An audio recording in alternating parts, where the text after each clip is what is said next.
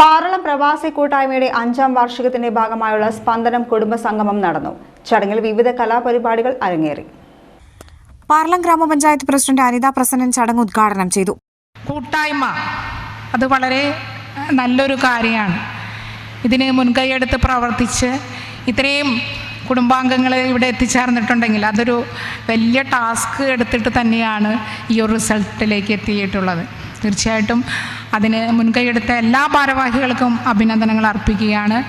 മാത്രമല്ല, ഞാൻ പറയുന്നത് വർഷം തോറും നിങ്ങളിങ്ങനെ ഒരു കൂട്ടായ്മ സംഘടിപ്പിക്കുക, എല്ലാവർക്കും അതിൽ പങ്കെടുക്കാനായിട്ട് സാധ്യമായി എന്ന് വരില്ല എങ്കിൽ കൂടിയും പറ്റുന്നവർ ഇങ്ങനെയുള്ള ഒരു കൂട്ടായ്മയിൽ പങ്കാളികളാകുക.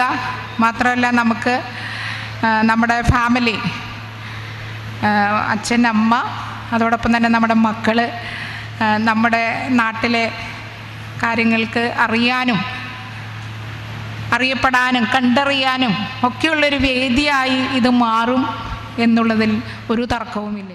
പ്രവാസി കൂട്ടായ്മ പ്രസിഡന്റ് AC ഇഗ്നേഷ്യസ് അധ്യക്ഷനായി.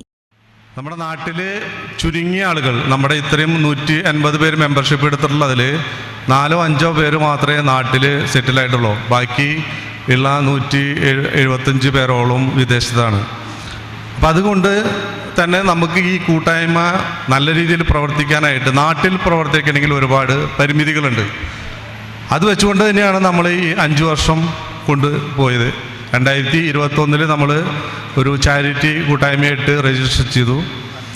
അതിനുശേഷം നമ്മൾ ഓരോ വർഷവും ജനങ്ങൾക്ക് ഉപകാരപ്രദമായിട്ടുള്ള പല കാര്യങ്ങളും നമ്മൾ ചെയ്തിട്ടുണ്ട്.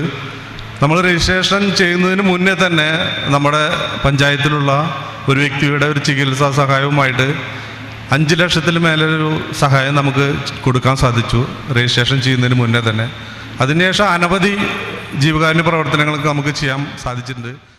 ചേർപ്പ് SHO MS ഷാജൻ മുഖ്യാതിഥിയായി.